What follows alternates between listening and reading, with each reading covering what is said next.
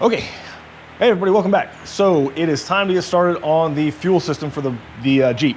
So I had already ordered, you saw in the last video, this tank setup from BJ's. And so what it's got is this tank, a sending unit with instructions here. This is specific to my Dakota Digital dash that I'm gonna be running, and then the pump and its set of instructions here.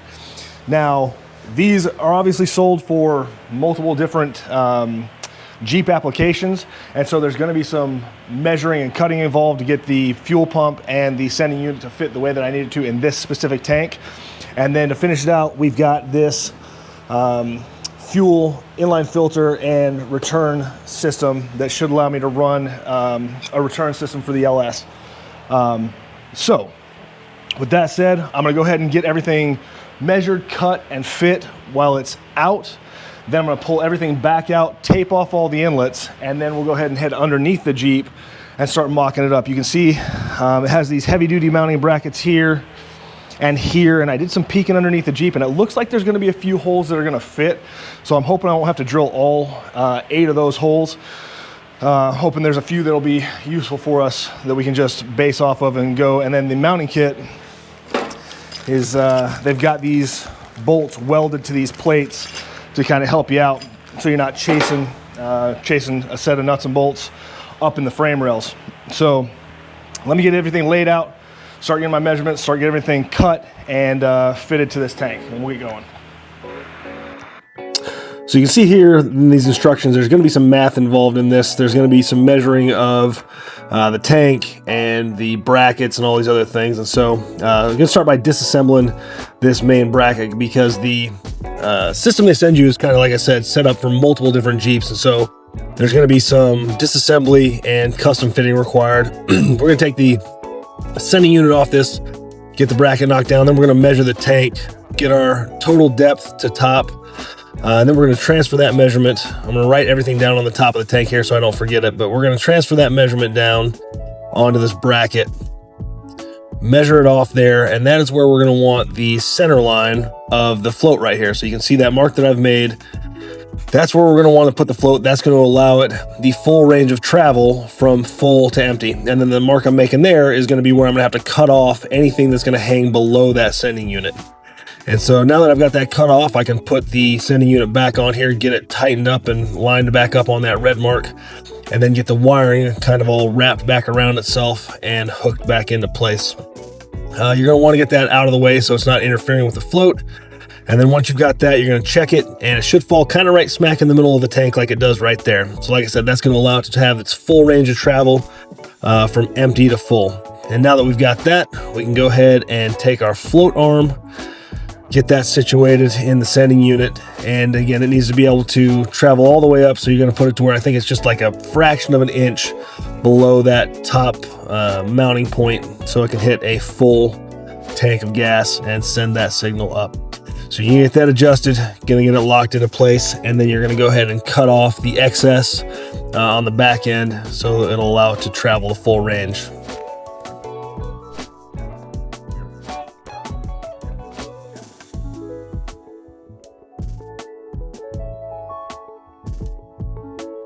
Then you're going to snake that down in there ever so gently, and you're going to have to be mindful of the baffles that are inside this. There are baffles that run the length of this tank, and so you want to point that setup so it's running north-south, so again it can travel the full empty to full range of this tank without getting interfered with by the baffles or anything else in there that it might hit. And so this can only kind of go in one way. I had to fiddle around with it here to get it all situated and set up to where it needed to be. Trying to get the gasket and the holes on both these pieces aligned was a little bit trickier than I thought it would be. But we got it. And then once we got it locked into place, we tighten it down. You're going to want to tighten this until the gasket just slightly squishes. You don't want to tighten the heck out of these and really push that gasket out of place so it's not doing its job. So just tight enough that the gasket squishes and makes good contact.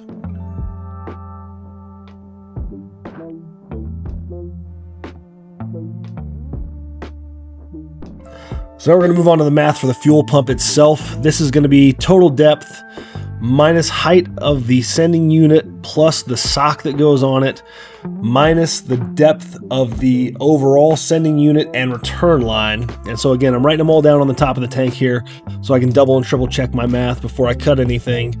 So I'm gonna get everything marked up once I've got it, and then get these cut down to size. The return line is obviously going to be longer than the sending line, and then we're going to get the sleeve on the sending unit here on the fuel pump, make sure the sock's in place, and get that all situated and squared away. And then we're going to have to get a heat gun here and get this main line opened up. You got to apply some heat to it so you can fit this into place.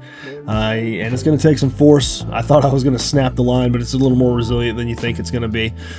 So we get it all heated up. Heat gun has come in handy more than I can say. That's one of those purchases that I think is well worth having in the shop. And so I test fit it here. Everything looks good, so I'm gonna go ahead and tighten everything down and then zip tie everything together. And so it's one solid unit.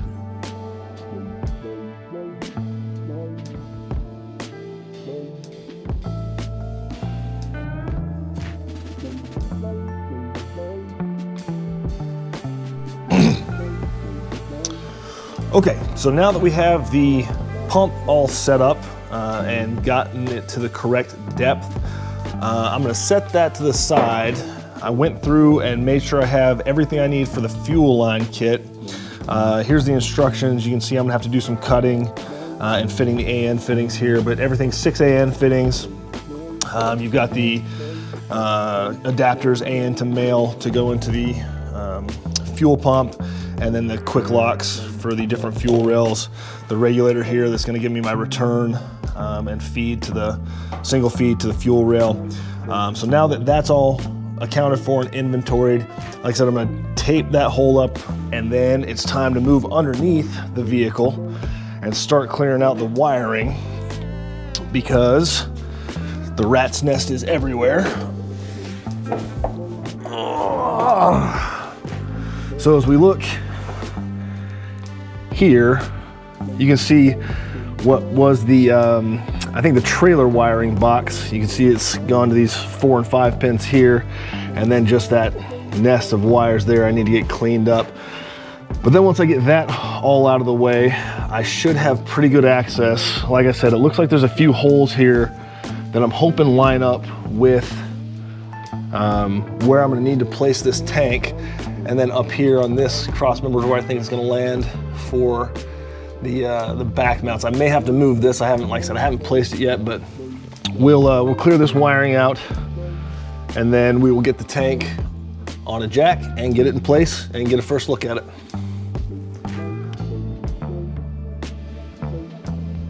And this is a complete rat's nest under here, so I'm just gonna go ahead and cut a lot of these because I'm not gonna be reusing most of this wiring. There's no need to have it. I'm gonna lose the ability to have a trailer hitch with this tank anyways. Well, the stock trailer hitch, I'm sure there's something I can find to make it work. But since I'm losing the ability to have that trailer hitch, no sense in having this wiring or even really worrying about it. So I'm gonna get it out of the way, cut a bunch of it, take it out, and then we're gonna test fit this tank. And so as I get it on the jack here, this is really probably better with 2 people, and I'll end up grabbing a partner later on to get this up where it needs to go. But there's only so much travel to this jack, and so, but right now I'm just make sure I'm gonna clear everything, and it looks good. These filler necks are gonna clear the frame there just perfectly, and then you can see it's gonna clear that brake bracket if I can get that hose out of the way, and everything looks good. And this is where I can tell that there are indeed those holes that are gonna line up and gonna prevent me from having to drill anything on the very back end of the vehicle. I'm gonna have to do some drilling up there on that cross member. But everything looks good. So, I mean, well-designed tank, kind of fits in there right like a glove, like it should. And very, very easy to get in and out of place.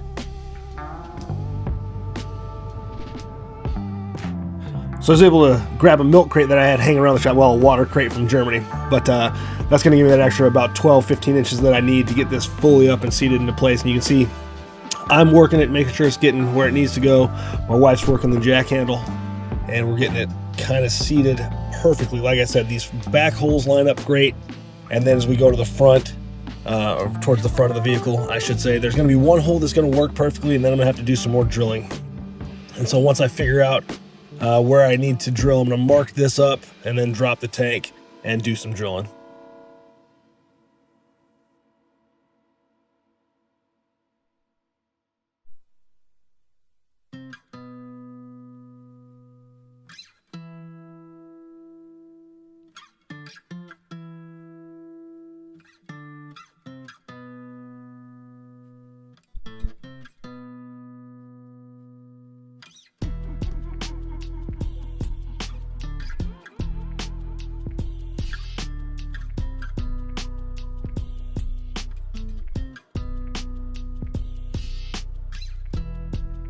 So it was after this that I finally invested in some good drill bits, and also make sure you're wearing your glasses. That's what I pointed to there. This is going to fling hot metal everywhere. It burnt the bejesus out of my arm, but after you get those initial holes drilled, I picked up this reaming tool here. And again, you know, you can get a cheap one of these at Harbor Freight that you're going to burn through in 1 to 2 uses, or you can invest some good money in these. I have since bought a couple really good ones, and it's a night and day difference between the cheapies and the good ones. So, but you know, if you're going to burn through it, if you just need it once, spend a couple bucks at Harbor Freight, get you one that's going to get the job done. But you can see here, this takes me quite a while to ream these holes out to the size that I need to get them to. But we eventually get there, and the bracketry all fits up nicely, and I get it in place, and then it's time to swing the tank back up.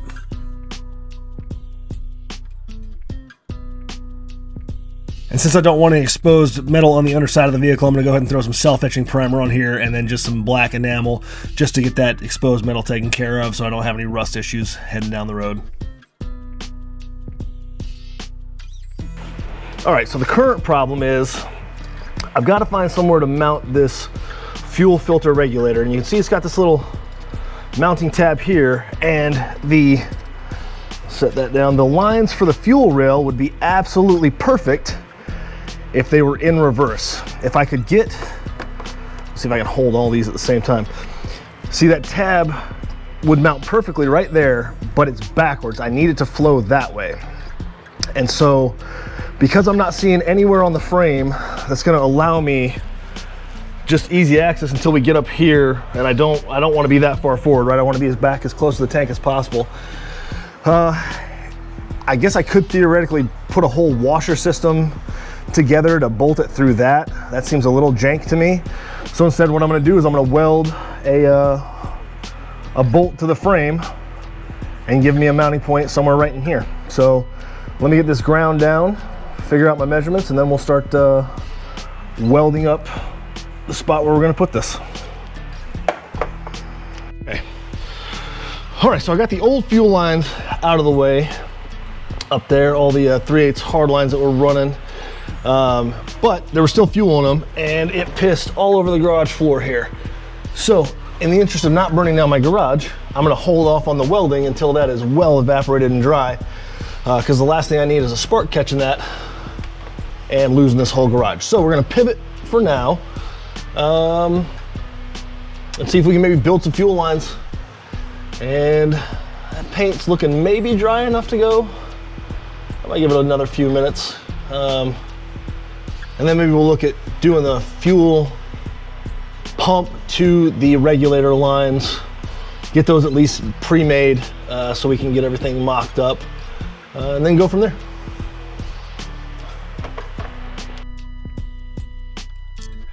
So I'm gonna start by getting all the fittings in place on this regulator, and this is the first time I've used any of these push lock fittings, and they don't seem like the sturdiest thing in the world to me.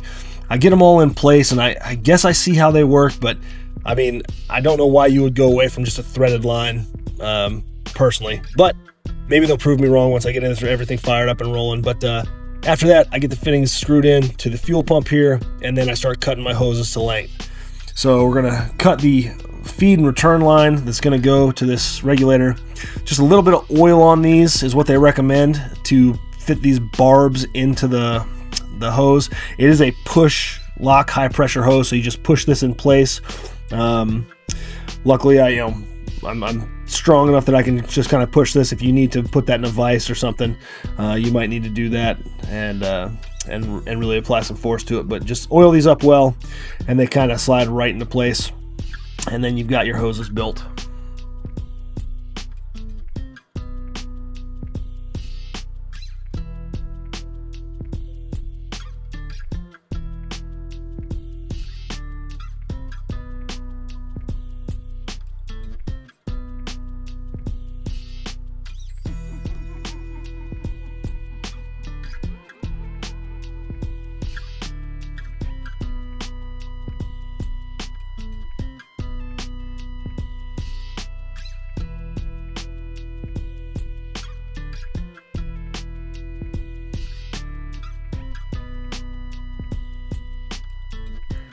At this point, we're ready to drop the fuel pump in, and you want to have that sock facing a specific direction. I believe it is the north-south, or with the baffles. But once you put that in place, it's going to be the same thing. You're going to tighten this down just until you see that that gasket squish a little bit, but you don't want to squish too much and ruin its effectiveness.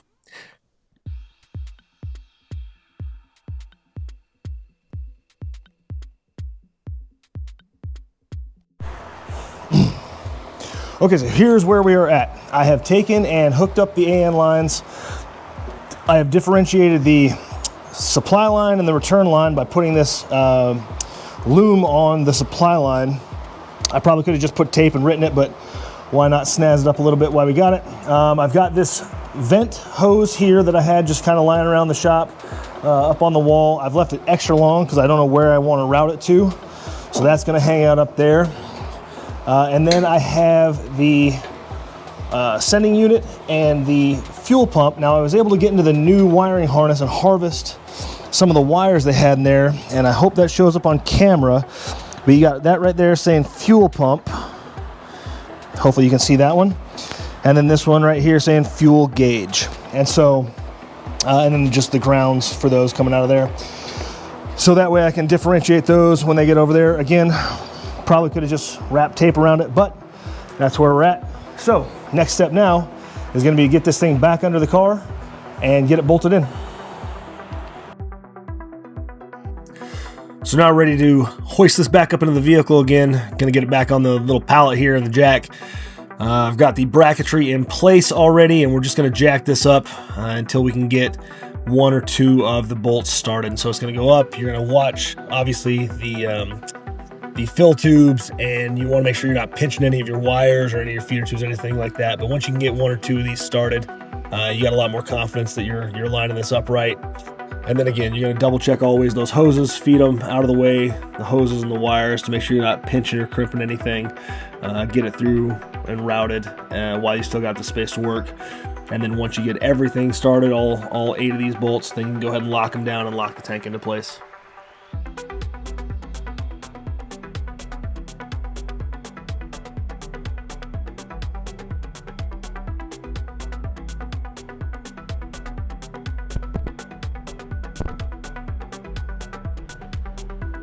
Okay, so I have taken and measured out where I need this filter and return regulator to fall, and that bolt right there is going to be what we're going to need to weld on. So that should give me plenty of hose length to get in there, get it mounted, and still keep the hoses relatively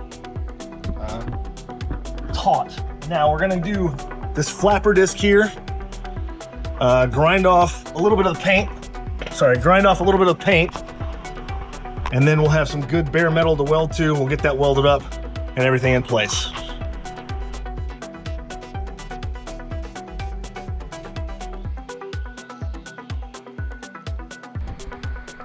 Okay, and so just like that, it is welded, it is in place, fuel lines hooked up. I've got the front line ran just kind of hanging out until I get the motor in place, which, speaking of, I just got a call and they just had it on the engine stand. It is ran in. They're letting it cool down, then they're going to crate it up. So it should hopefully be here next week, which means I have got to start boogieing on some of this. So I'm going to end this video here and start right into the next project, which is, I think, going to be, I'll do the Dakota digital dash and maybe the Wolf box while I'm waiting for the steering box to come in and a few other things. But man, we're getting close. I should also have upholstery getting close. So we're getting there. We are getting there. Thanks for sticking around. If you have any questions, let me know. But if you're watching these in order, I'll see you in the next one looking exactly like I look now. Later.